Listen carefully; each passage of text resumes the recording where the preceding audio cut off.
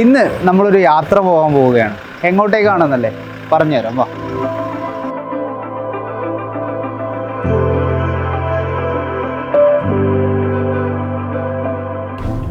ഹരിഫ, എനിക്ക് നമ്മളെ സ്പെഷ്യൽ സ്കൂളിന്റെ ഡയറക്ടറല്ലേ മോദിയുട്ടി സാറിനെ അറിയോ?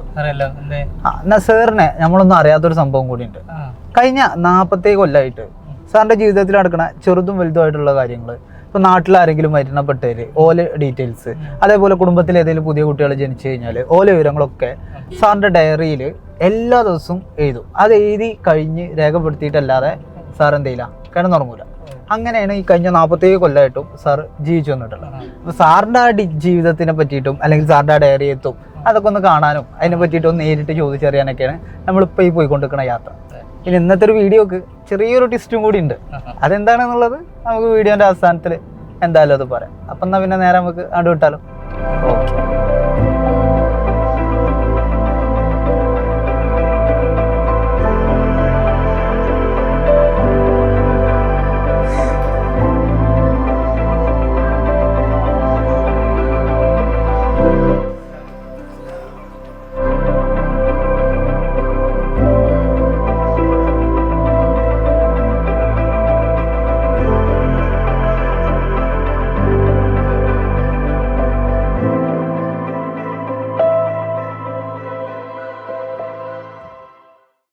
1977 മുതൽ തുടങ്ങിയിട്ടുള്ള ഒരു ശീലം ഇന്നിപ്പോൾ 47 വർഷങ്ങളൊക്കെ കഴിഞ്ഞ് 2024 എത്തിയിരിക്കുകയാണ്. അപ്പോൾ 1977 ജനുവരി മുതൽ ഈ ഒരു ഡയറി ഇത് തുടങ്ങുമ്പോൾ ഉണ്ടായിരുന്ന ആ ഒരു ഓർമ്മ, അല്ലെങ്കിൽ അത് തുടങ്ങാണ്ടായ ഒരു കാരണം എന്തേ? കാരണം എന്ന് പറഞ്ഞാൽ നമ്മളെ കുടുംബത്തിൽ പഴയ ആളുകളൊക്കെ മരിച്ചു പോവുകയാണ്. ഓരോ ദിവസം തോറും നമ്മൾ ഉദ്ദേശിക്കാത്ത രൂപത്തിൽ മരിച്ച് വയസ്സായ ആളുകളൊക്കെ കഴിഞ്ഞു. കുടുംബചരിത്രം അറിയുന്ന ആളുകളില്ല. അപ്പോൾ എനിക്ക് സ്വാഭാവികമായിട്ടും എനിക്കൊരു മൂത്തം ഉണ്ടായിരുന്നു നമ്മുടെ അടുത്ത് നല്ല വളരെ വയസ്സായത്. അതിൻ്റെ അടുത്ത് ഞങ്ങൾ വിവരങ്ങളൊക്കെ ചോദിച്ച് മനസ്സിലാക്കിയിട്ടുണ്ട്. അവരൊക്കെ മരിച്ചോട് കൂടി ഇപ്പോൾ എനിക്ക് തോന്നി ഈ നമ്മളെ ഇവിടുന്ന് അങ്ങോട്ടുള്ള കാര്യങ്ങൾ തന്നെ ഒരു കുറച്ചൊക്കെ നമ്മൾ കുടുംബ കാര്യങ്ങളും എഴുതി വെക്കാൻ, രേഖപ്പെടുത്തി കൈക്കാളാക്കി വെക്കാൻ വെച്ചാൽ ഭാവി തലമുറയ്ക്ക് അത് റെഫറൻസായി അതിന് ഉപയോഗിക്കാൻ പറ്റും. കുടുംബചരിത്രം അറിയുന്ന ആൾക്കാരായില്ലേ എന്നുള്ള ഉദ്ദേശത്തിലാണ് തുടങ്ങിയെന്ന് ചോദിക്കുമ്പോൾ പിന്നെ ഞാൻ അതിൽ പല കാര്യങ്ങളും ഉൾപ്പെടുത്താൻ തുടങ്ങി. വീട്ടിൽ നടക്കുന്ന പ്രധാന സംഭവങ്ങൾ, നമ്മൾ വീട്ടിൽ ജോലിക്കാർ വരുന്നത് പോകുന്നത്, അവർക്ക് ശമ്പളം കൊടുക്കുന്നത്, കൂലി കൊടുക്കുന്നത്, അതേപോലെ തന്നെ എനിക്ക് ഉള്ള വരുമാനങ്ങൾ, യൂണിവേഴ്സിറ്റിയിൽ നിന്ന് കിട്ടിയിരുന്ന ശമ്പളങ്ങൾ, യൂണിവേഴ്സിറ്റി ചേർത്ത കാലം മുതൽക്ക് അവസാനം പിരിയുന്ന കാലം വരെ കിട്ടിയ എല്ലാ ശമ്പളത്തിൽ അടക്കമുള്ള എല്ലാ ആനുകൂല്യങ്ങളും ഞാൻ കൃത്യമായിട്ട് എൻ്റെ ഡയറിയിൽ ഞാൻ എഴുതി വെച്ചിട്ടുണ്ട്. ഇപ്പം ഒരു ദിവസത്തെ ഡയറിയിൽ ഇപ്പം ഞാനൊക്കെ പണ്ട് ഡയറി ചെയ്തിരുന്നതെന്ന് പറഞ്ഞു കഴിഞ്ഞാൽ നമ്മൾ നേരത്തെ പറഞ്ഞ പോലെ തന്നെ ഞാൻ രാവിലെ എണീറ്റു, ചായ കുടിച്ചു, ആദ്യത്തെ ദിവസം ഇങ്ങനെ ക്ലാസ്സിൽ ഇങ്ങനെ എന്നൊക്കെയുള്ള രീതിയിലേക്കാണ് ഞാൻ എഴുതിയിട്ടുണ്ടായിരുന്നു. അപ്പം നിങ്ങൾ എഴുതുകയാണെന്നുണ്ടെങ്കിൽ ഒരു ദിവസത്തെ ഒരു ഡയറിയിൽ എന്തൊക്കെ കാര്യങ്ങൾ ഉൾപ്പെടുത്താറുണ്ട് സാധാരണ? അതായത് നമ്മൾ വിചാരിച്ച കാര്യങ്ങളായിരിക്കും നടക്കുക. ഓരോ ദിവസത്തിലും ഓരോ പ്രത്യേകതകൾ ഉണ്ടാവും. അന്ന് നമ്മൾ പ്രതീക്ഷിക്കാത്ത കാര്യങ്ങളായിരിക്കും ചിലപ്പോൾ നമ്മൾ. അപ്പോൾ ഇന്ന കാര്യങ്ങൾ ഡയറിയിൽ എഴുതുമോ എന്നുള്ളത് കൃത്യമായിട്ട് നമുക്ക് പറയാൻ വയ്യ. അങ്ങനെ ഒരു കാഴ്ചപ്പാടുകൂടി നമുക്ക് പറ്റില്ല. നമ്മൾ വിചാരിക്കാതെ ചിലപ്പോൾ രാവിലെ തന്നെ രാവിലെ തന്നെ കേൾക്കുന്ന നമ്മൾ കുടുംബത്തിൽപ്പെട്ട ഒരാളെ മരണമായിരിക്കും.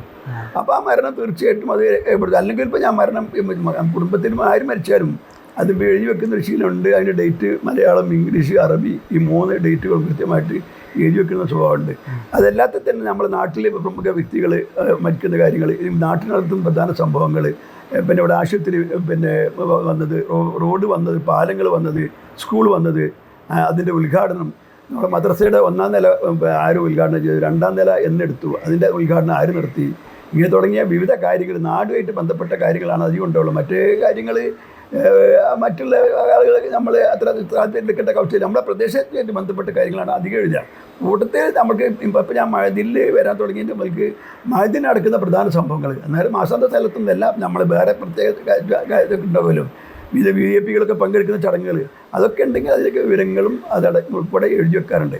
പിന്നെ ഒരു പരിമിതി എന്ന് പറഞ്ഞാൽ ഡയറിയിൽ ഒരു പേജാണ് ഒരു ദിവസത്തിന് ഉപയോഗിക്കുക. ആ ഡയറി ഒരു പേജിൽ ഒതുങ്ങുന്ന കാര്യങ്ങളായിരിക്കും നമ്മൾ എഴുതാൻ പറ്റുക. ചിലപ്പോൾ ഞാൻ 2 വോളിയം 3 വോളിയം ഒക്കെ ഡയറി ഉപയോഗിച്ച സമയമുണ്ട്. ഒരു വർഷത്തിൽ തന്നെ ഒരു വോളിയം. അതായത് ഇന്നിപ്പോൾ ഈ 18-ാം തീയതി അല്ലേ, ഈ 18-ാം തീയതി വിവരങ്ങളൊക്കെ എഴുതി ഈ ഒരു വോളിയത്തിൽ തീരില്ലെങ്കിൽ അത് വേറെ ഡയറി എടുത്തിട്ട് അതിൽ ഈ മാസം 18-ാം തീയതിയിൽ ഈ ബാക്കി കാര്യങ്ങൾ എഴുതി കണ്ടിന്യൂഡ് ഫ്രം വോളിയം 1 എന്നതിൽ എഴുതി വെക്കുകയും ചെയ്യും. അങ്ങനെയാണ് ഇത് എഴുതി വരുന്നത്. ഇപ്പോൾ ഇന്നലെ വരെയുള്ള കാര്യങ്ങൾ ഞാനിങ്ങനെ എഴുതി വെച്ചിട്ടുണ്ട്. ചില ദിവസം കൂടുതൽ എഴുതാനുണ്ടാവും, ചില ദിവസത്തിടത്തോളം ഉണ്ടാവില്ല, ചെറിയ ചെറിയ കാര്യങ്ങളൊക്കെ ഉണ്ടാവുള്ളൂ. അത് എഴുതി വെക്കും. എങ്കിലും അതൊക്കെ പിന്നെ കൃത്യമായിട്ട് എഴുതി വെക്കുന്ന ചില കാര്യങ്ങളാണ്. ഇപ്പോൾ നമ്മൾ യാത്രയിലൊക്കെ നമ്മൾ പോകുമ്പോൾ ഇരിക്കുന്നതൊക്കെ ഉള്ളപ്പം അതൊക്കെ ആദ്യം എനിക്ക് ആ സ്വഭാവം ഇല്ലായിരുന്നു. പിന്നീട് ഇപ്പോൾ നമ്മൾ ഖുർആൻ ഓതുന്നതിൻ്റെ കണക്ക്, ഈ യാത്രയിൽ ഞാൻ ദിക്റോ സലാത്തൊക്കെ ചെല്ലുന്നതിൻ്റെ കണക്ക്, കൗണ്ടർ ഉപയോഗിച്ചിട്ട് അത് കണക്ക് അതൊക്കെ ഞാൻ എഴുതി വെക്കും. അത് എഴുതി വെക്കുന്നതിൻ്റെ താല്പര്യം എന്താണെന്ന് അറിയാം. എനിക്ക് പിന്നെ അത് വേറെ ആരും ബോധിപ്പിക്കാനൊന്നുമല്ല, നമ്മുടെ ഭാവിയിൽ ഇതൊക്കെ വേറെ ആരെങ്കിലും എടുത്ത് നോക്കേണ്ട അവസ്ഥ വരുമല്ലോ. അപ്പോൾ പലരും അത് പല കാര്യങ്ങളും അന്വേഷിക്കാറുണ്ട്. എന്നവർ നമ്മളെ മക്കൾക്കൊക്കെ മനസ്സിലാക്കാമല്ലോ, നമ്മൾ അപ്പൊക്ക് ഈ സ്വഭാവമൊക്കെ ഉണ്ടായിരുന്നു, ഇങ്ങനെയൊക്കെ ഉണ്ടായിരുന്നു എന്നുള്ളത് അറിയാൻ വേണ്ടി മാത്രമാണ് അതൊക്കെ ചെയ്തു വെക്കുന്നത്. അതിപ്പോൾ എനിക്കും വലിയൊരു ഇതായി തോന്നുന്നുണ്ട്. നമുക്ക് അങ്ങനെയൊക്കെ ചെയ്യാൻ പറ്റില്ലല്ലോ എന്നുള്ളപ്പോൾ നമുക്ക് തോന്നും. അതിനൊക്കെ വേണ്ടിയിട്ടാണ് അങ്ങനെയൊക്കെയാണ് കാര്യങ്ങൾ ഡയറിയിൽ ഉള്ളടക്കുന്നത്. അങ്ങനെയൊക്കെയാണ്. അപ്പം നാട്ടിൽ ഇത്രയും കുറേ കാര്യങ്ങളൊക്കെ നിങ്ങളുടെ ഡയറിയിൽ ഉണ്ടാവും. അപ്പോൾ ചുരുക്കി പറഞ്ഞു കഴിഞ്ഞാൽ നാട്ടിലൊരു ചരിത്ര പുരുഷൻ എന്നുള്ള രീതിയിൽ നമുക്ക് നിങ്ങളെ പറയാം അല്ലേ.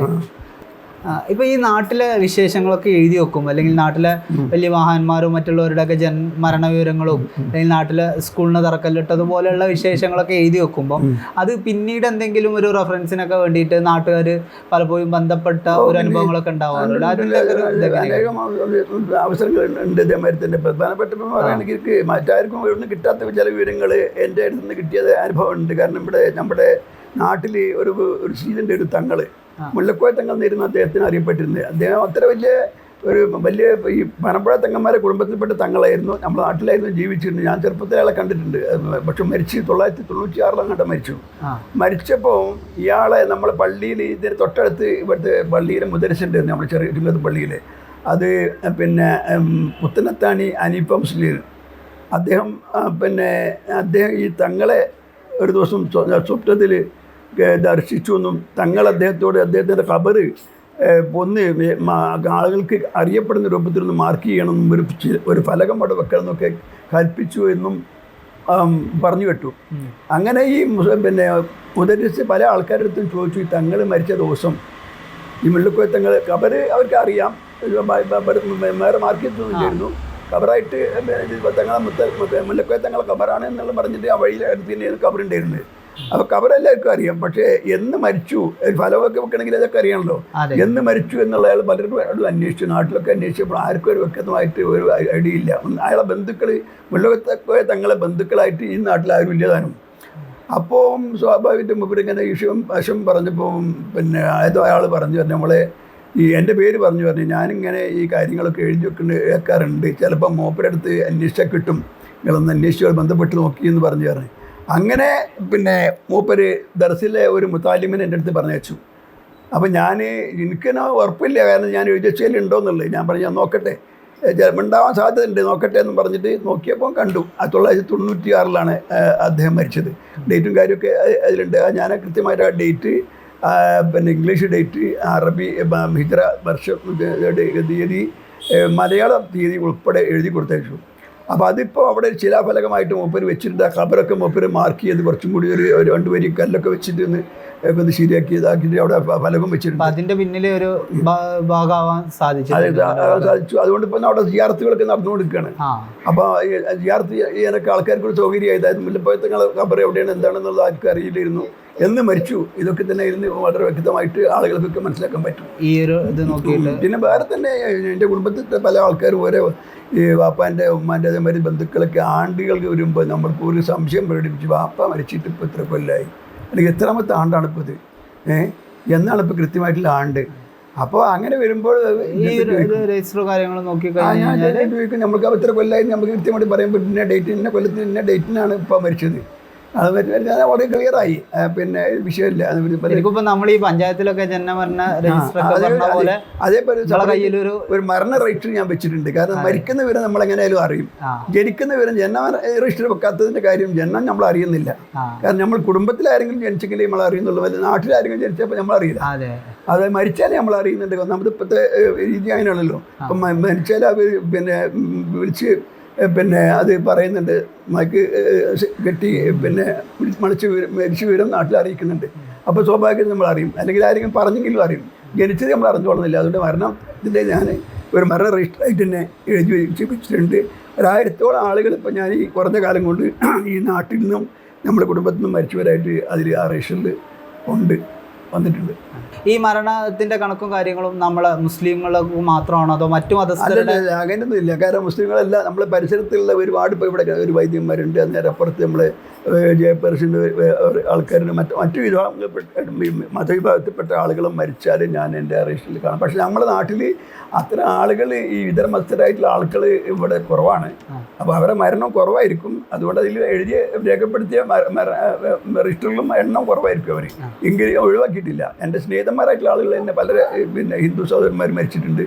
അവരൊക്കെ തന്നെ ഇതിൽ രജിസ്റ്ററിൽ ഉൾപ്പെടുത്തിയിട്ടുണ്ട്. ഇപ്പോൾ ആദ്യകാലങ്ങളിൽ പഠനം കഴിഞ്ഞിട്ടുള്ള കാലങ്ങളിൽ യൂണിവേഴ്സിറ്റിയിൽ ജോലി കിട്ടിയിട്ടാണ് 1978 മുതലുള്ള കാലഘട്ടങ്ങളിൽ യൂണിവേഴ്സിറ്റിയിൽ കാലിക്കറ്റ് യൂണിവേഴ്സിറ്റിയിൽ ജോലി കിട്ടിയിട്ടുണ്ടായത്. പിന്നീട് അങ്ങോട്ടുള്ള നീണ്ട 30ഓളം വർഷങ്ങൾ 2005 വരെ അസിസ്റ്റൻറ്റ് രജിസ്ട്രാറായിട്ട് റിട്ടയർഡ് ചെയ്യുകയാണ്. സാധാരണ നമ്മൾ റിട്ടയർഡ് ചെയ്ത് കഴിഞ്ഞാൽ പിന്നീട് വിശ്രമ ജീവിതമാണ്. അപ്പോൾ നിങ്ങളെ സംബന്ധിച്ചിടത്തോളം റിട്ടയർമെൻറ്റിന് ശേഷമുള്ള വിശ്രമ ജീവിതം മഅ്ദിനിലേക്ക് കൊടുത്തേക്കാണ് സേവനത്തിനും കാര്യങ്ങൾക്കും വേണ്ടി. അതിൻ്റെ ഒരു കാരണം എന്തായിരിക്കും? തീർത്തും യാദൃച്ഛികമായിട്ടാണ് ഈ മഅ്ദിനിലേക്ക് എനിക്ക് ജോലി കിട്ടുന്നത്. ഞാൻ അവിടെ മഅ്ദിനിലേക്ക് ചേരുന്നു. കാരണം ഞാൻ ഈ റിട്ടയർമെൻറ്റ് യൂണിവേഴ്സിറ്റി സർവീസിന് പിരിയുന്നതോടുകൂടി ഞാൻ ഇത് നമ്മുടെ ജോലി കഴിഞ്ഞു, ഇനി വീട്ടിൽ വിശ്രമ ജീവിതം നയിക്കുക എന്നുള്ള തീരുമാനത്തിൽ തന്നെ ഉണ്ടായിരുന്നത്. വേറെ ഒന്നും അപ്പുറത്തുപ്പുറത്തൊന്നുമില്ല. സ്വന്തം കാര്യങ്ങൾ നോക്കി നടത്താനൊന്നും അതുമില്ല. വേറെ പിന്നെ കൃഷി കാര്യങ്ങളും മറ്റുള്ള അതും ഇല്ല, സ്ഥലവും ഇല്ല, ഒന്നുമില്ല. അപ്പോൾ അങ്ങനെ വീട്ടിൽ വിശ്രമം ആ ഇടയ്ക്കാണ് ഞാൻ യൂണിവേഴ്സിറ്റിയിലാകുന്ന സമയത്ത് നമ്മൾ അവസാനമായിട്ട് ഞാൻ ജനറൽ ആൻഡ് അക്കാഡമി വിഭാഗത്തിൽ ജോലി ചെയ്യുന്ന സമയത്ത് നമ്മൾ വളാഞ്ചേരി MGS കോളേജിൽ പ്രിൻസിപ്പലായിരുന്നു ഡോക്ടർ ഹുസൈൻ രണ്ടത്താണി മാഷുണ്ട്. അദ്ദേഹം അവിടെ ഹിസ്റ്ററി പഠന ബോർഡിൽ അംഗമായിരുന്നു. അങ്ങനെ ഞാൻ പിരിയാൻ കാലത്ത് മൂപ്പര് ഞാൻ പറഞ്ഞു, ഇനിയിപ്പോൾ ഇല്ലാതെ ഞാൻ മീറ്റിങ്ങിനൊന്നും ഉണ്ടാവില്ല, ഇങ്ങനെ ഞാൻ ഇതിൻ്റെ ഡേറ്റിന് സർവീസിന് പിരിയാണ്, 2005 ജൂണിൽ സർവീസിന് പിരിയാണ് എന്നുള്ള വിവരം പറഞ്ഞപ്പോൾ മാഷ് ചോദിച്ചു, നിങ്ങൾക്ക് വേറെ എന്തെങ്കിലും പരിപാടി നിങ്ങൾ റിട്ടയർ ചെയ്തതിന് ശേഷം എന്തെങ്കിലും ഉദ്ദേശമുണ്ടോ, അല്ലെങ്കിൽ പരിപാടി ജോലിക്ക് എന്തെങ്കിലും പോകാനുള്ള താല്പര്യം ഉണ്ടോ ചോദിച്ചു. അങ്ങനെ താല്പര്യമൊന്നുമില്ല എനിക്ക്. അപ്പോൾ പറഞ്ഞ എന്തെങ്കിലും ജോലി കിട്ടുകയാണെങ്കിൽ പോയിക്കൂടെ.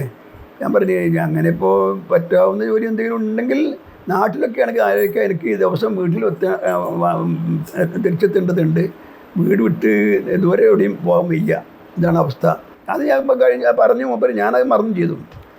പിന്നെ ഞാൻ റിട്ടയർ ചെയ്ത് കുറച്ച് ദിവസം കഴിഞ്ഞപ്പോൾ ഉണ്ട് ഹുസൈൻ്റെ അടുത്താണ് മാഷ് വിളിക്കുന്നത്. ഞങ്ങൾ പിന്നെ എവിടെയാണുള്ളത്? ഞാൻ വീട്ടിലാണ്. എന്നാൽ നിങ്ങൾ ഇന്ന ദിവസം ഒരു ദിവസം പറഞ്ഞു, ആ ദിവസം രാവിലെ മഅ്ദിനിൽ വരുമോ, ചെറിയ ഒരാവശ്യമുണ്ട് പറഞ്ഞു. അപ്പം ഞാനിത് ജോലിൻ്റെ കാര്യമൊന്നും അപ്പോഴും പ്രതീക്ഷിക്കുന്നില്ല. ആ കാര്യം അന്ന് രണ്ടത്താണി മാഷ് അന്ന് പറഞ്ഞ കാര്യങ്ങൾ ഞാൻ വിട്ടും ചെയ്തിട്ടുണ്ട്. അങ്ങനെ മഅ്ദിനിൽ ചെന്നപ്പോൾ അതുപോലെ ആ സമയത്തിന് മഅ്ദിനിലെത്തി. അപ്പോൾ തങ്ങൾ ഉസ്താദ്, കുഞ്ഞപ്പു ഹാജി, പിന്നെ മാനുപ്പ ഹാജി, നമ്മുടെ രണ്ടത്താണി മാഷ്, പിന്നെ നമ്മുടെ അന്നത്തെ മാനേജറായിരുന്ന മഅ്ദിൻ മാനേജറായിരുന്ന കരിന്തിരി വാപ്പുവാക്ക, ഇത്രയും ആളുകൾ ഒന്നിച്ചിരിക്കുന്ന സദസ്സിലണക്കാണ് ഞാൻ ചെയ്യുന്നത്. അപ്പം വിശേഷങ്ങളൊക്കെ ഞങ്ങൾക്ക് കൈമാറി ഒക്കെ പറഞ്ഞ് ഉസ്താദിനായിട്ട് കണ്ടുപരിചയം എനിക്കുണ്ട്. നേരത്തെ ഉസ്താദ് പലപ്പോഴും യൂണിവേഴ്സിറ്റിയിലെ ചെനക്കരി SYS സ്റ്റേറ്റ് കമ്മിറ്റി നടത്തുന്ന പള്ളിയിലൊക്കെ ഉസ്താദ് വരുമ്പോൾ ഉണ്ടാവും, ഞങ്ങളൊക്കെ അവിടെ പങ്കെടുക്കുന്ന ആൾക്കാരാണ്. അപ്പോൾ അവിടെയൊക്കെ വെച്ച് കാണാറുണ്ട്. ഉസ്താദ് രണ്ട് സമയത്ത് അവിടെ ചില ദോളകളൊക്കെ നടത്താൻ സംബന്ധിച്ചിട്ട് കൂടാനുണ്ടായിട്ടുണ്ട്. നേരത്തെ തന്നെ മഴയിലൊക്കെ വരുന്ന നാട്ടിൽ തന്നെ ഉസ്താദ് പല പരിപാടികളും ചടങ്ങുകൾക്ക് ഇവിടെ വരുമ്പോഴൊക്കെ ഉസ്താദ് നമ്മൾ ചെറിയ ബന്ധങ്ങൾ സ്ഥാപിച്ചിട്ടുണ്ട്. അപ്പോൾ ഉസ്താദിനെ നമ്മളെ കണ്ടാലറിയാം, നേരത്തെ തന്നെ അറിയാം. അങ്ങനെ വന്നപ്പോൾ ഞാൻ പ്രതീക്ഷിക്കണില്ല. അപ്പം എന്താ വിഷയങ്ങളൊക്കെ ചോദിച്ച് അപ്പം രണ്ടത്താണി മാഷ് പറഞ്ഞു, പിന്നെ ഞാനിപ്പോൾ നിങ്ങളോട് വരാൻ പറഞ്ഞതിൻ്റെ കാര്യം എൻ്റെ അടുത്ത് തങ്ങൾ ഉസ്താദ് പറഞ്ഞിരുന്നു, ഇങ്ങനെ ഈ മഅ്ദിനിലെ സർക്കാർ ആയിട്ട് ബന്ധപ്പെട്ട കാര്യങ്ങളൊക്കെ ചെയ്യാൻ, ഫയൽ വർക്കുകളൊക്കെ ചെയ്യാൻ പറ്റിയ ഒരാളെ വേണ്ടിയിരുന്നു നമുക്ക്. പ്രത്യേകിച്ച് നമ്മളെ പബ്ലിക് സ്കൂളിന് NOC കിട്ടിയിട്ടില്ല, അത് കിട്ടിയതിന് CBSE അഫിലിയേഷൻ വാങ്ങണം, നമുക്കൊരു ആർട്സ് ആൻഡ് സയൻസ് കോളേജ് തുടങ്ങാനുള്ള ഉദ്ദേശമുണ്ട്. ഇതൊക്കെ ചെയ്യാൻ പറ്റുന്ന ഒരാളെ, ഫയലുകളൊക്കെ കൈകാര്യം ചെയ്യാൻ പറ്റുന്ന ഒരാളെ, ഇത്ര ഒരാളിപ്പോൾ നമുക്ക് ഇവിടെ ഇല്ല. അപ്പോൾ അതിനൊക്കെ വേണ്ടിയിട്ട് ആളെ വേണ്ടിയിരുന്നു എന്ന് തങ്ങൾ ഉസ്താദിൻ്റെ അടുത്ത് പറഞ്ഞിരുന്നു. അപ്പം നിങ്ങളെ കാര്യം എൻ്റെ മനസ്സിലുണ്ടെന്ന്. അപ്പം ഞാൻ തങ്ങൾ ഉസ്താദിനോട് പറഞ്ഞു, ഇങ്ങനെ ഒരാൾ ഉണ്ട്, നമ്മൾ യൂണിവേഴ്സിറ്റിയിൽ നിന്ന് പിരിയുന്ന ആളാണ്, അല്പം ഇന്നത്തെ പിരിയും, അയാളെ നമ്മളെ ഇതിന് പറ്റും, ഞാൻ വിളിച്ച് പറയട്ടെ. അപ്പോൾ തങ്ങൾ ഉസ്താദിനോട് പറഞ്ഞു, ഓക്കെ നിങ്ങൾ പറഞ്ഞോളൂ, ഇന്ന ഡേറ്റിന് വരാൻ പറയും, നമുക്ക് സംസാരിക്കുക എന്ന് പറഞ്ഞു. അങ്ങനെയാണ് ഞങ്ങൾ വിളിച്ചത്. അപ്പോൾ അവിടുന്ന് ഇവർ ഞങ്ങൾ പിന്നെ ചായയൊക്കെ കുടിച്ച് എല്ലാവരും കൂടി ഒന്നിച്ചിരുന്ന് കൂടിയിരുന്ന് തങ്ങൾ ഉസ്താദൊക്കെ ആയിട്ട് സംസാരിച്ച് ചായയൊക്കെ കുടിച്ചതിന് ശേഷം അപ്പം എന്താ ഈ പറഞ്ഞ കാര്യങ്ങളൊക്കെ നിങ്ങൾക്ക് ചെയ്യാൻ പറ്റൂലേ രണ്ടത്താണി മാഷിനോട് ചോദിച്ചു. അതിനിഷാദായി എനിക്ക് ചെയ്യാം നമ്മൾ പരിചയമുള്ള സംഗതികളാണ് ഇതൊക്കെ, അതൊരു വിഷയമൊന്നുമില്ല എന്ന് പറഞ്ഞു. അപ്പോൾ പിന്നെ അവർ അവസാനം മൂപ്പര് പിന്നെ തമാശ രൂപത്തിൽ മൂപ്പര് പറഞ്ഞു, അപ്പോൾ നിങ്ങൾക്ക് മഹറായിട്ട് എന്താ കിട്ടേണ്ടി വരിക എന്ന് രണ്ടത്താണി മാഷ് ചോദിച്ചു. അപ്പോൾ എനിക്ക് സംഗതി മനസ്സിലായി. അപ്പോൾ ഞാൻ പറഞ്ഞു, അത് ഞാൻ മഴതിൽ ഞാനങ്ങനെ ഒരു വിലപേശലിന് വേണ്ടി ഇത്ര വേണം എന്ന് പറയാൻ അവിടെ പറയില്ല. കാരണം എനിക്ക് ഏറ്റവും ഇഷ്ടപ്പെട്ടൊരു മേഖലയാണത്. ഞാനും വയസ്സുകാലത്ത് ഇനിയിപ്പം ഒരു റിട്ടയർമെൻറ്റ് ജീവിതമൊക്കെ അല്ലേ. അപ്പം ഞാൻ ഇങ്ങനത്തെ ഈ മത സ്ഥാപനങ്ങളിൽ എവിടെയെങ്കിലും ബാക്കി കാര്യങ്ങൾ കാലം ചെലവഴിക്കാൻ ഞാൻ എൻ്റെ ആഗ്രഹം. അതുകൊണ്ടാണ് ഞാൻ സമ്മതമാണെന്ന് പറയുന്നത്. അതുകൊണ്ട് ആ കാര്യം ഞാൻ പറയില്ല എന്ന് പറയും. അപ്പം ഞങ്ങൾക്ക് പിന്നെ ഒന്ന് തന്നില്ലെങ്കിലും പ്രശ്നമൊന്നുമില്ലല്ലേ. ഒന്ന് തന്നില്ല പ്രശ്നമില്ല, തങ്ങൾ തന്നാലേ ഞാൻ സ്വീകരിക്കും, ഒന്ന് തന്നില്ലെങ്കിലും ഒരു പ്രശ്നമില്ല എന്ന് ഞാനും പറഞ്ഞു. ഇങ്ങനെയാണ് മാതിലിലേക്കുള്ള എത്തിപ്പെട്ടത് രംഗപ്രവേശം. ഇപ്പം മാതിലിൽ എത്തിയതിൻ്റെ ശേഷം ഇപ്പം ഇത്രയും കാലം 2005 മുതൽ 2024 വരെയുള്ള ഇത്രയും കാലത്തിനിടയ്ക്ക് ഒരുപാട് ഓർമ്മകളുണ്ടാവും അതിനുമായിട്ട് ബന്ധപ്പെട്ട ഓർമ്മകൾ. ഇപ്പം അതിലെ പല സദസ്സുകളിലും പറയുന്നേക്കാം 30 കൊല്ലം യൂണിവേഴ്സിറ്റിയിൽ വർക്ക് ചെയ്തതിനേക്കാൾ കൂടുതൽ അതിൻ്റെ ഒരു കാര്യം എങ്ങനെയാണ്? ആ ഒരു കഥ എൻ്റെ വ്യക്തി ജീവിതത്തിൽ കാര്യമായിട്ടുള്ള മാറ്റങ്ങളൊക്കെ വന്നത് ഞാൻ മഴതിൽ ശേഷമാണ്. ഞാൻ അന്ന് ഒരിക്കൽ തങ്ങൾ ഉസ്താദ് എനിക്ക് ഒരു ഹജ്ജിന് പോകുന്ന സമയത്ത് ഒരു യാത്രപ്പ് തന്നിരുന്നു. ആ യാത്രപ്പ് യോത്തിൽ വെച്ച് ഞാനത് പറഞ്ഞു ചെയ്തു. കാരണം അന്ന് ഞാൻ 3 വർഷമായിട്ടുള്ള മഴതിൽ വന്നിട്ട് 30 വർഷത്തോളം ഞാൻ യൂണിവേഴ്സിറ്റിയിൽ ഇരുന്നതിന് കൂടുതൽ ഗുണം എനിക്ക് കിട്ടിയത് ഇവിടെ ഞാൻ 3 കൊല്ലത്തോണ്ട് മഴതിൽ നിന്ന് കിട്ടിയിട്ടുണ്ട് എന്ന് ഞാൻ പറഞ്ഞു. അപ്പോൾ ഞാൻ അതിന് പറഞ്ഞതിന് ഉദാഹരണം ഞാൻ പറഞ്ഞത്, യൂണിവേഴ്സിറ്റിയിൽ നമുക്ക് എത്തുമ്പം രാവിലെ ഗുഡ് മോർണിംഗ്, ഉച്ചയ്ക്ക് ഗുഡ് ആഫ്റ്റർനൂൺ, വൈകുന്നേരം ഗുഡ് ഈവനിങ്. ഇതാണ് ആളുകൾ തമ്മിലുള്ള അഭിസംബോധന, സല്യൂട്ടേഷൻ അങ്ങനെയാണ്. ഇവിടെ വന്നാൽ എത്രയോ സലാം, വരുന്നവരും പോകുന്നവരും അതിനിടയ്ക്ക് വരുന്നവരും വരുന്നവർ കുട്ടികളും മുതിർന്നവരും രക്ഷിതാക്കളും ഒക്കെ സലാം, പരസ്പരം സലാം പറയണേ. ആ ഒരു സലാം തന്നെ ആരെങ്കിലും ചെയ്താൽ നമ്മൾക്ക് രക്ഷപ്പെട്ടില്ലേ എന്ന് ഞാൻ പറഞ്ഞു. അതേപോലെ തന്നെയാണ് ഞാൻ എൻ്റെ ഈ വ്യക്തി ഇതിൻ്റെ രൂപത്തിൽ എനിക്ക് അതേമാതിരി തന്നെ ഇപ്പം ഞാൻ ഇതിൻ്റെ താടി പിന്നെ അതേമാതിരി തലമറക്കൽ ഇതൊക്കെ മഴയിൽ വന്നതിന് ശേഷമാണ് മാറ്റങ്ങളാണ്.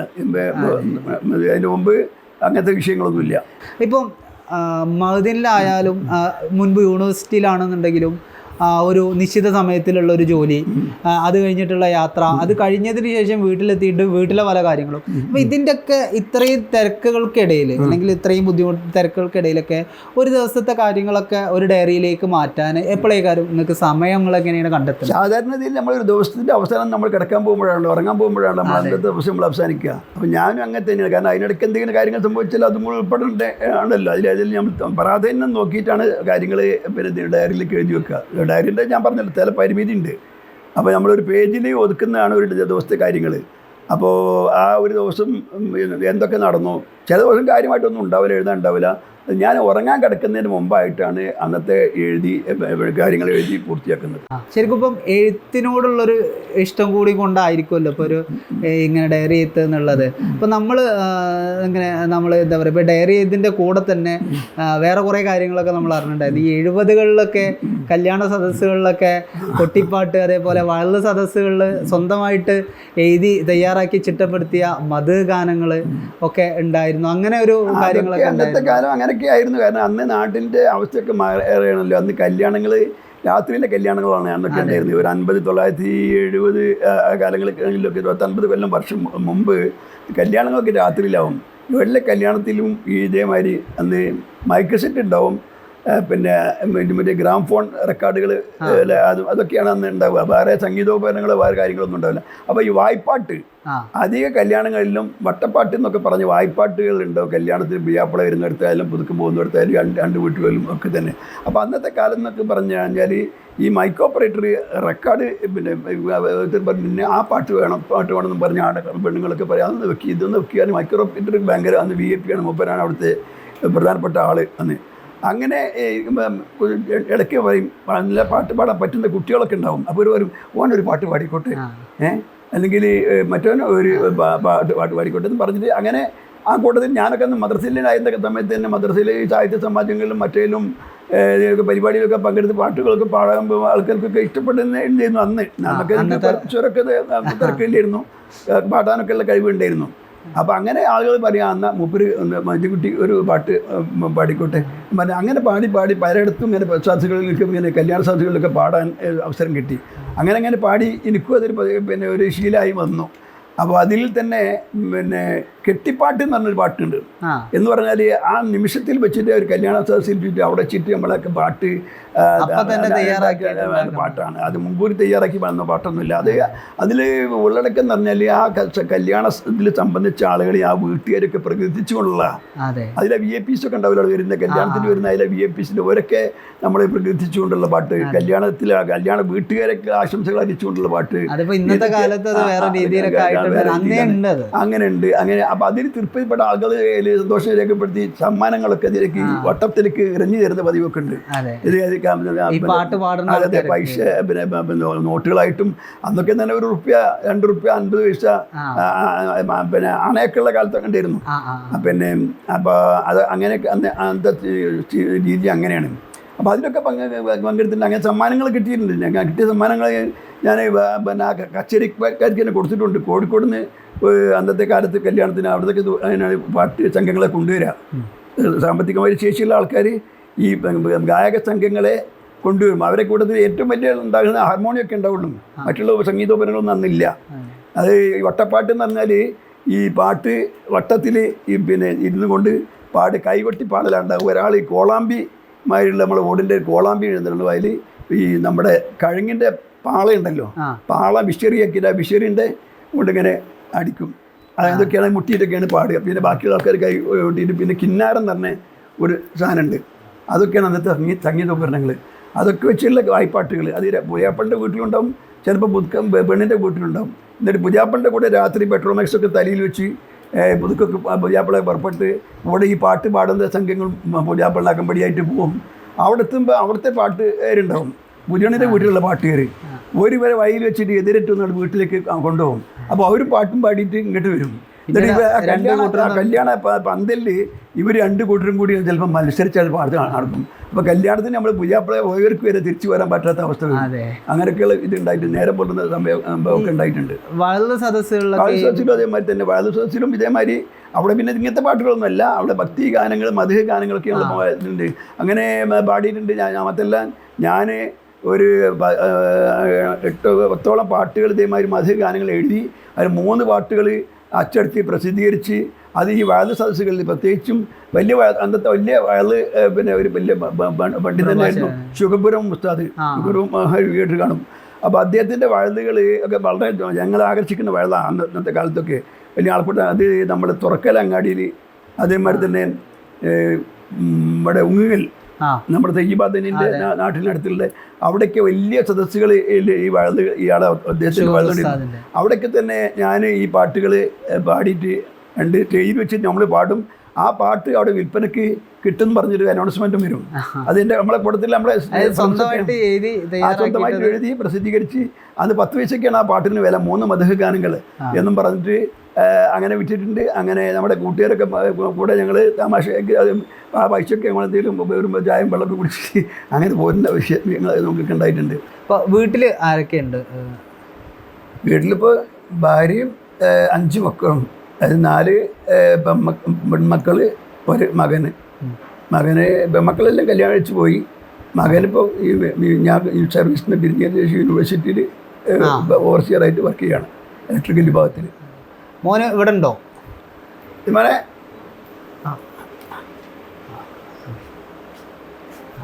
നമ്മളിപ്പോൾ ഉപ്പാൻ്റെ ഈ ഡയറി എഴുത്തും കാര്യങ്ങളൊക്കെ പറ്റിയിട്ട് ഇങ്ങനെ ചോദിക്കുകയായിരുന്നു. അപ്പം ഉപ്പാൻ്റെ ഈ ഡയറി എഴുത്തും കാര്യങ്ങളൊക്കെ നിങ്ങളെ എത്രത്തോളം, മക്കൾ എന്നുള്ള രീതിയിൽ എത്രത്തോളമാണ് സ്വാധീനിച്ചിട്ടുള്ളത്? അത് ഞങ്ങളുടെ മക്കൾക്ക് വളരെ പ്രചോദനവും ഒരു ആശ്രയമാണ്. കാരണം പല കാര്യങ്ങളും ഞങ്ങൾ പല ഡയറി നോക്കിയിട്ടാണ് മനസ്സിലാക്കാറ്. അതിൽ ഞങ്ങൾ എന്ത് പരിപാടിക്ക് വീട്ടിൽ നിന്ന് ഇറങ്ങിപ്പോയാലും അപ്പോൾ തിരിച്ചു വന്നിട്ട് ഡയറി എഴുത്ത് കംപ്ലീറ്റ് ആക്കിയിട്ട് ആദ്യം ഉറങ്ങാറുള്ളൂ. ഡയറി എഴുത്ത് മാത്രമല്ല, പല ജീവിതത്തിൽ രാവിലെ എണീക്കുന്ന സുബയുടെ മുമ്പ് എണീക്കുന്ന തൊട്ട് വൈകുന്നേരം കിടക്കുന്നവരെ വളരെ കൃത്യത എന്ന ജീവിതശൈലിയാണ് മുന്നോട്ട് പോകുന്നത്. അപ്പോൾ അത് ഞങ്ങൾക്ക് മക്കൾ എന്നുള്ളക്ക് ഞങ്ങളാരും ഡയറി എഴുത്തിനെ ഒരു പ്രചോദനമാണ് പല ഡയറി എഴുത്തിന് പറയാമെന്നുള്ളത്. ഞങ്ങളാരും ഡയറി എഴുതാറില്ല. ഒരു 4-5 വർഷത്തോളം ഞാൻ എഴുതിയിരുന്നു. പിന്നെ അത് കണ്ടിന്യൂസ് നമുക്ക് എഴുതാൻ ഇപ്പോൾ എഴുതുന്ന പോലെ അത്രയും ഡീപ്പായിട്ട് എഴുതാൻ കഴിയാത്തതുകൊണ്ട് പിന്നെ എഴുതിയിട്ടില്ല. ഇപ്പം തന്നെ യൂണിവേഴ്സിറ്റിയിൽ ഇപ്പോൾ സർവീസിൽ റിട്ടയർ ചെയ്തതിന് ശേഷം ഞാനിപ്പോൾ യൂണിവേഴ്സിറ്റി വർക്ക് ചെയ്യുന്നുണ്ട്. അവിടെ യൂണിവേഴ്സിറ്റിയിൽ നിന്ന് കിട്ടുന്ന ഡയറി ന്യൂ ഇയർ ആയിക്കഴിഞ്ഞപ്പോൾ ചോദിക്കും ഡയറി കിട്ടിയൊന്ന്. കിട്ടിക്കഴിഞ്ഞാൽ ആ ഡയറി ഇപ്പോഴാണ് യൂസ് ചെയ്യാറ്. കാരണം ഇപ്പോഴൊക്കെ ഒരു ഡയറി ചില സമയത്ത് ഡയറിൻ്റെ പേജ് മതിയാതെ വരുന്ന സമയം ഉണ്ടാവില്ല. അപ്പോൾ യൂണിവേഴ്സിറ്റി ഡയറി കുറച്ച് വൈഡായിട്ടുള്ള പേജാണുള്ളത്.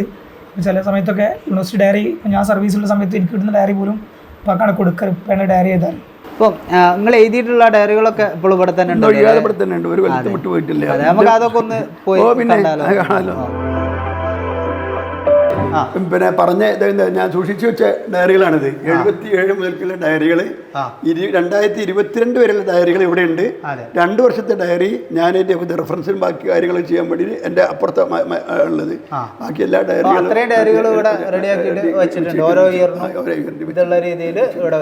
നമ്മുടെ ഈ ഡയറിൻ്റെ വിവരങ്ങൾ ഒക്കെ പറഞ്ഞ് പിന്നെ മംഗളം പത്രത്തിൻ്റെ പിന്നെ പ്രതിനിധി നമ്മുടെ വീട്ടിൽ വന്ന് ഈ ഇതൊക്കെ കണ്ട് നോക്കി പിന്നെ അവരെ അന്ന് മംഗളം പത്രത്തിൽ റിപ്പോർട്ട് വന്നതിൻ്റെ കോപ്പി നമ്മളെ പേരമക്കൾ എടുത്തിട്ട് എൻ്റെ ഫ്രെയിം ചെയ്ത് തന്നാണ്. സ്വരാജ് പത്രത്തിലും വന്നിരുന്നു. ഞാൻ സ്പെഷ്യൽ സ്കൂളിൻ്റെ ചാർജാണ് ഇപ്പോഴുള്ളത്. എനിക്ക് നേരത്തെ വന്നപ്പോഴും സ്പെഷ്യൽ സ്കൂളും ഓർഫനേജൊക്കെ ഉണ്ടായിരുന്നു. സ്പെഷ്യൽ സ്കൂളിൽ നമ്മളതിൻ്റെ കെട്ടും മറ്റൊക്കെ ഒന്ന് മാറ്റി നമ്മളെ രേഖകളും കാര്യങ്ങളൊക്കെ ക്ലിയർ ആക്കി. അങ്ങനെ 2019 കേരളത്തിലെ ഏറ്റവും നല്ല ഭിന്നശേഷി സ്ഥാപനമായിട്ട് നമ്മുടെ സ്കൂളിന് മുഖ്യമന്ത്രിയുടെ അവാർഡ് കിട്ടിയിട്ടുണ്ട്. ആ അവാർഡ് വാങ്ങിയ ഞാനും നമ്മുടെ ഭരതനായ ബാവാക്കനെ ഓർക്കുമ്പോഴും അതേമാതിരി തന്നെ മരിച്ചുപോയ നമ്മുടെ മൈദിനിലെ സെക്കൻഡറി സ്കൂളിലെ പ്രിൻസിപ്പലായിരുന്ന CK മുഹമ്മദ് മാസ്റ്റർ, അവരൊക്കെ ഉറക്കൊഴിച്ച് നമ്മൾ ഒരുമിച്ച് ജോലി ചെയ്ത ആൾക്കാരാണ്. അവർ രണ്ടുപേരും മരിച്ചുപോയി. ഒരൊറ്റ ടീമായിട്ട് ഞങ്ങൾ വർക്ക് ചെയ്തിരുന്നത്. മുഹമ്മദ് മാസ്റ്റർ പറയുകയാണെങ്കിൽ മുഹമ്മദ് മാസ്റ്റർ ജോലി കഴിഞ്ഞിട്ട് ഞങ്ങളൊക്കെ പിടിച്ചിരുത്തി പിന്നെ മൂപ്പരെ കുറച്ചും കൂടി നമുക്കിത് ചെയ്തിട്ട് പോകാമെന്ന് പറഞ്ഞ് മൂപ്പരെ വകയായിട്ട് ഞങ്ങളെ അങ്ങാടി കൊണ്ട് ചായയൊക്കെ വാങ്ങി തന്ന് മൂപ്പര ചെലവ് സംഭവം കണ്ടിട്ട്. ബാവയ്ക്കാണെങ്കിൽ ഏത് സമയത്തും രാത്രി നമ്മൾ 12 മണിക്കാണ് റെഡിയാണെന്നെങ്കിൽ അപ്പം തിരുവനന്തപുരത്തേക്ക് മൂപ്പര് പോകുന്ന റെഡിയാണ്. കാര്യങ്ങൾ ഡ്രാഫ്റ്റ് ചെയ്ത് ഞാൻ ടൈപ്പ് ചെയ്തത് മാഷ് കൊണ്ടുപോയിരുന്ന ദൂതനായിട്ട് ബാവാക്കാം. അപ്പോൾ ആ കാര്യങ്ങളൊക്കെ കഴിഞ്ഞു പോയി. ഇന്നിപ്പോൾ അത്ര വലിയ കഷ്ടപ്പാടുകളൊന്നുമില്ല. ഇന്ന് ആളുകൾ അതിലും കൂടുതൽ ഓഫീസ് സ്റ്റാഫൊക്കെ കൂടി, എണ്ണം കൂടി. അതുകൊണ്ട് പിന്നെ അത്ര പറയത്തക്ക വലിയ കഠിനമായിട്ടുള്ള ജോലികളുമില്ല. ഇപ്പോൾ ഈ ഡയറി ഇത്രയും എഴുതുന്നതിലും അതേപോലെ മറ്റു കാര്യങ്ങളിലൊക്കെ നിങ്ങളെ കുടുംബത്തിൻ്റെ ഒരു പിന്തുണ എത്രത്തോളം? കുടുംബത്തിൻ്റെ പിന്തുണ എന്ന് പറഞ്ഞാൽ ഞാൻ പറഞ്ഞില്ല, 77 മുതൽക്കാണ് എഴുതാൻ തുടങ്ങിയത്. കുടുംബം എന്ന് പറഞ്ഞാൽ അന്നത്തേക്ക് ആ കാലത്തേക്ക് എൻ്റെ വാപ്പ മരിച്ചിട്ടുണ്ട്, 72 മരിച്ചിട്ടുണ്ട്. ഉമ്മയാണെന്ന് ജീവിച്ചിട്ടുള്ളൂ. ഉമ്മയും ഒരു പെങ്ങളുമാണ് എൻ്റെ കൂടെ ഉണ്ടായിരുന്നത്. ആ പെങ്ങളിപ്പോൾ മരിച്ചു. അപ്പോൾ ഇവർക്ക് എന്നൊരു അത്ര വലിയ ഭൗതിക വിദ്യാഭ്യാസം എന്നുള്ള ആൾക്കാരായിരുന്നില്ല അവരാരും. അതുകൊണ്ട് ഇവർക്കിതിൽ ഞാൻ എന്തൊക്കെ ചെയ്യുന്നത്, ഞാൻ എൻ്റെ അടുത്ത് കുറേ പുസ്തകങ്ങളുണ്ട്, ലൈബ്രറി പുസ്തകങ്ങളുണ്ട്, മറ്റേ പുസ്തകങ്ങളുണ്ട്. ഞാൻ പുസ്തകം വായിക്കുന്നുണ്ട്, എഴുതുന്നുണ്ട് എന്നൊക്കെ നല്ല കവിഞ്ഞ്. ഇത് ഡയറി എന്താണ്, ഡയറിയുടെ പിന്നെ എന്താണ് എഴുതി വെക്കുന്നത് കാര്യങ്ങളൊന്നും ഒരു അത്ര ഇതല്ല. അപ്പോൾ പക്ഷേ അവർക്കൊക്കെ അറിയാം ഞാൻ എന്തൊക്കെ എഴുതി വെക്കുന്ന ദിവസം കാര്യങ്ങൾ. ആൾക്കാർ എൻ്റെ അടുത്ത് പലതും അന്വേഷിക്കാൻ പറ്റുന്നുണ്ട്. ഞാൻ ഡയറി നോക്കിയൊക്കെ പറഞ്ഞു കൊടുക്കുന്നത് പലർക്കും എന്നുള്ള കാര്യങ്ങളൊക്കെ അവർക്കറിയാം. അല്ലാതെ ഒരു പിന്തുണക്കമ്മി എന്ന് പറഞ്ഞാൽ ഒന്നുമില്ല. പിന്തുണ ഒരു പ്രത്യേക പിന്തുണയില്ല, ഒരു എതിർപ്പില്ല, അങ്ങനെയല്ല. ഒരു സാധാരണ പോലെ കാണുന്നു. നമ്മൾ പഠിക്കുന്ന കുട്ടികളിപ്പോൾ എന്തൊക്കെ ഉണ്ടാവും, എഴുത്തും വായനയൊക്കെ ചെയ്യുന്ന മാതിരി ഞാനും അതിന് മുമ്പ് വരെ കോളേജിൽ പോയിരുന്നല്ലോ. അപ്പോൾ കോളേജിൽ പോകുമ്പോൾ ആ ഒരു ഇതുണ്ടായിരുന്നു. അതേപോലെ തന്നെയാണ് പിന്നെ ഒരു കാണുന്നത്. ഞാൻ എന്തൊക്കെ എഴുതുന്നുണ്ട്, പുസ്തകം എടുക്കുന്നുണ്ട്. പക്ഷേ പല കാര്യങ്ങളും ചില ആളുകളൊക്കെ ചില കാര്യങ്ങൾ അറിയാൻ വേണ്ടി എൻ്റെ അടുത്ത് വരുന്നുണ്ട്. അപ്പോൾ ഞാനിത് ഇത്തരം ഈ ഡയറികളൊക്കെ നോക്കിയിട്ടാണ് പറഞ്ഞു കൊടുക്കുന്നത് എന്നൊക്കെ ഒരു കാണുന്നുണ്ട്. ഇപ്പോൾ സാങ്കേതിക വിദ്യയുടെ 2 ഭാഗങ്ങൾ, അതായത് സാങ്കേതിക വിദ്യ വളർന്നു വരാത്തൊരു കാലഘട്ടത്തിലും ഏറ്റവും അതിനൂതനമായിട്ട് നിൽക്കുന്ന ഒരു കാലഘട്ടത്തിലും ജീവിച്ച ഒരാൾ എന്നുള്ള നിലയിൽ വളർന്നു വരുന്ന നമ്മുടെ പുതിയ തലമുറയിലുള്ള കുട്ടികൾ ആയിട്ടുള്ള ആളുകളോടൊക്കെ ഒരു സന്ദേശം എന്നുള്ള രീതിയിൽ എന്തെങ്കിലും പറയാനുണ്ടാവുക? അവരോട് എൻ്റെ ഈ ഒരു ശീലം അത് ഏത് പ്രായത്തിലും ഏത് സാങ്കേതിക വിദ്യാഭ്യാസത്തും നല്ലതാണ്. ഇത് എഴുത്ത് ശീലം. അതായത് ഇപ്പോഴത്തെ ആളുകൾക്ക് എഴുതുന്ന പൊതുവെ മടിയാണ്.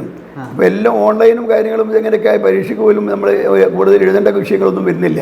പ്രത്യേകിച്ച് നമ്മൾക്കൊരു ചരിത്രം, ഇതൊക്കെ ഒരു പ്രദേശത്തിൻ്റെ ചരിത്രം ആണ് ഇപ്പം നമ്മളൊരു ഡയറി എന്നൊക്കെ പറഞ്ഞു കഴിഞ്ഞാൽ. ഒരു വ്യക്തിൻ്റെയും ഒരു കുടുംബത്തിൻ്റെ ഒരു പ്രദേശത്തിൻ്റെ ഒക്കെ ചരിത്രമാണ്. അങ്ങനെ ചരിത്രം എഴുതി ശീലിക്കുന്ന എല്ലാ കുട്ടികളെ സംബന്ധിച്ചിടത്തോളം നല്ലതാണ്. അത് പ്രോത്സാഹിപ്പിക്കപ്പെടേണ്ടതാണ്. അതിനുവേണ്ടി നമ്മൾ ഇപ്പോൾ കുട്ടികളെ പറഞ്ഞതിന് ഞാനിപ്പോൾ എൻ്റെ പേരമക്കളോടൊക്കെ പറയുന്നുണ്ട്, നിങ്ങളും അതേമാതിരി തന്നെ ഒരു ഡയറിയൊക്കെ എഴുതി ശീലിക്കണം. അതിന് നമ്മുടെ സ്വന്തം കാര്യങ്ങൾ അതിലൊക്കെ തന്നെ എഴുതാൻ പറ്റും. നല്ല കാര്യങ്ങളല്ലേ ആരും ഡയറിയിൽ എഴുതി വെക്കുള്ളൂ. അത് ഭാവി തലമുറക്ക് അവർക്ക് അറിയാൻ പറ്റും, നമ്മൾ വിലയിരുത്താൻ പറ്റും. നമ്മുടെ പൂർവ്വികർ ഇങ്ങനെയൊക്കെ ആയിരുന്നു, പാപ്പ എങ്ങനെയായിരുന്നു, അല്ലെങ്കിൽ വല്യപ്പ എങ്ങനെയായിരുന്നു, അല്ലെങ്കിൽ അമ്മോൻ എങ്ങനെയായിരുന്നു എന്നൊക്കെ മനസ്സിലാക്കാനും ഞാൻ അവരൊക്കെ നിസ്കരിക്കുന്നവരായിരുന്നു, നോമ്പെടുക്കുന്നവരായിരുന്നു. ഒരു സുന്നത്ത് നോമ്പെടുക്കുന്ന കാര്യം അതിലൊക്കെ എഴുതി വെക്കണം. എന്തെങ്കിലും മറ്റവർക്ക് ഒരു പ്രോത്സാഹനമാവുള്ളൂ. കാരണം നമ്മളെ വാപ്പാരൊക്കെ നോറ്റിയിരുന്നു, നോമ്പെടുത്തിരുന്നു. അല്ലെങ്കിൽ 96 നോമ്പ് എന്ന് പറഞ്ഞപ്പോൾ അധികം ആൾക്കാർക്ക് പെണ്ണുങ്ങളൊക്കെ നോക്കാറുള്ളൂ. നമ്മൾ ആണുങ്ങൾക്കാർക്കൊന്നും ഒരു വലിയ പരിചയമൊന്നും ഉണ്ടാവില്ല നോമ്പ്. അങ്ങനെ നോമ്പൊക്കെ എടുക്കുന്നവരുണ്ട് നമ്മളെ കൂട്ടത്തിൽ തന്നെ. അപ്പോൾ ഇതൊക്കെ നമ്മൾ ഒരു ഡയറിയിൽ എഴുതി വെക്കുകയാണെങ്കിൽ നമ്മുടെ പിൻതലമുറ, പിന്നെ കഴിഞ്ഞ് വരുന്ന തലമുറ നോക്കുമ്പോൾ ഇതൊക്കെ വായിക്കാനിടയാവുമല്ലോ. നമ്മളിത് നശിപ്പിച്ച് കളയില്ല.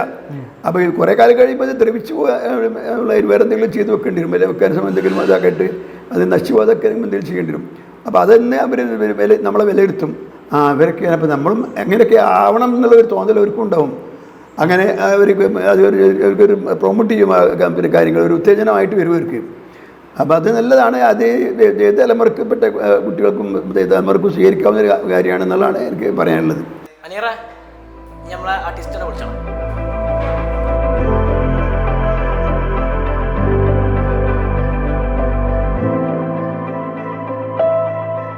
മകൾ മുംതാസ് രണ്ടാമത്തെ പ്രസവത്തിൽ ഒരാൺകുഞ്ഞിന് ജന്മം നൽകി. രാത്രി മുതൽക്ക് തന്നെ ചില അസ്വസ്ഥതകളുണ്ടായിരുന്ന അവൾക്ക് പ്രസവവേദന പുലർച്ചെ 4:30 മണിയായപ്പോഴേക്കും കൂടിയതിനെ തുടർന്ന് ഞാനും കുഞ്ഞുമോനും കൂടി പോയി PM മൊയ്തീൻകുട്ടിയുടെ മകൻ്റെ ഓട്ടോറിക്ഷ വിളിച്ച് കൊണ്ടുവന്ന് പോകുന്ന വഴിക്ക് കിഴക്കേ കണ്ടിയിലെ ഉമ്മറിൻ്റെ ഭാര്യയെയും കൂട്ടി കൊണ്ടോട്ടി റിലീഫ് ഹോസ്പിറ്റലിൽ എത്തി 5:10 പ്രസവ റൂമിൽ പ്രവേശിപ്പിച്ചു. ഡോക്ടർ എത്തുന്നതിന് മുമ്പ് തന്നെ കൃത്യം 5:40 യാതൊരു വിഷമവും കൂടാതെ പ്രസവിച്ചു. രണ്ടാമത്തെ കുട്ടി എൻ്റെ മുമ്പിൽ ഇരിക്കുന്ന കുട്ടി തന്നെയാണ്. ഈ എഴുതിയിട്ടുള്ളത് ഇന്നെ പറ്റിയിട്ടാണ്. എൻ്റെ വല്യപ്പയാണ്, ഉമ്മാൻ്റെ അപ്പയാണ്. ഭയങ്കര സന്തോഷമാണ്. കാരണം വല്യപ്പാനെ ഒരു ഇൻ്റർവ്യൂ ചെയ്യാൻ പറ്റുക എന്നുള്ളത്. ഞങ്ങൾ 14 പേരമക്കളാണ് വല്യപ്പാക്ക്, ഞാനടക്കം 14 പേരമക്കളാണ്. ഞങ്ങൾ ഓരോരുത്തർക്കും ഏറ്റവും പ്രചോദനം തരുന്നൊരു കാര്യം എന്ന് പറഞ്ഞു കഴിഞ്ഞാൽ ഇതുപോലെ ഞങ്ങളെ മുന്നിൽ നിന്ന് നയിക്കാൻ വേണ്ടിയിട്ട് ഉപ്പ ഞങ്ങളുടെ കൂടെ തന്നെ ഉണ്ട് എന്നുള്ളതാണ്. വല്യപ്പ ജീവിച്ച കാലത്ത് ഉപ്പാൻ്റെ ജീവിതം എങ്ങനെയിനി എന്നുള്ളത് ഞങ്ങൾക്ക് വേറൊരാളോട് ചോദിക്കേണ്ട ആവശ്യമില്ല. ഞങ്ങളുടെ ഉപ്പ എങ്ങനെയാണ് ജീവിച്ചതെന്നുള്ളത് ഈ കാണുന്ന ഡയറി താളുകളിലുണ്ട്. ഇപ്പം ജീവിച്ച ഓരോ ദിവസവും എങ്ങനെയായിരുന്നു, എന്തായിരുന്നു എന്നുള്ളതെല്ലാം. ഇത് തന്നെയാണ് ഈ ജീവിതത്തിൽ കിട്ടാവുന്നതിൽ വെച്ചിട്ട് ഏറ്റവും വലിയ ഭാഗ്യം. വല്യപ്പാൻ്റെയോടൊപ്പം, വല്യപ്പാൻ്റെ അടുത്ത് നിന്ന് ടീം മാദിൻ അപ്ഡേറ്റ്സിനോടൊപ്പം അനീർ.